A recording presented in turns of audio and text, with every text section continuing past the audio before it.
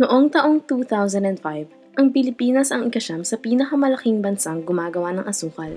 Ang Pilipinas ay nakakagawa ng 4,000 hanggang 9,000 toneladang asukal kada taon. Ang industriya ng asukal ay nakapagbigay ng 700,000 trabaho. Ang tradisyonal na pagtatanim ng tubo. Unang itinatanim ang magulang na parte ng tubo. Sa loob ng 9 hanggang 16 na buwan, tutubo ang tubo.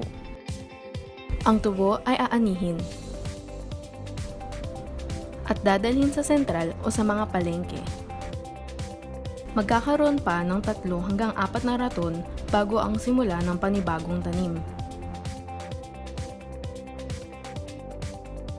Ang pre- at post-harvest burning o pagsusunog ng mga natirang bahagi ng tubo pagkatapos ng ani ang nagiging dahilan sa pagbaba ng organic matter ng lupa. Dahil dito, lalong dumadami ang kinukonsumong kemikal na pampataba. Ang alternatibong paraan sa pagsasagamit sa mga natirang bahagi o basura mula sa pag-ani ng tubo ay tinatawag na sugarcane trash farming o tinatawag ding stubble mulch farming.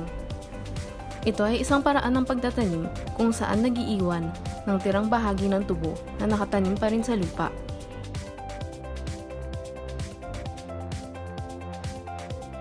Maraming benepisyo ang pagsasagawa ng sugarcane trash farming. Nakokontrol ang pagtubo ng damo.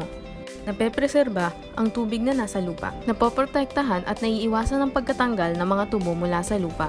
Napapaiksi nito ang panahon ng ani. Nagbibigay ito ng trabaho sa lokal na komunidad.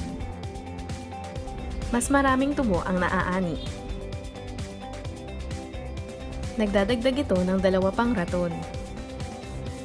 At sa katagalan, mas mataba ang lupa at mas marami at mas mataas na kalidad ng tubo ang naaani.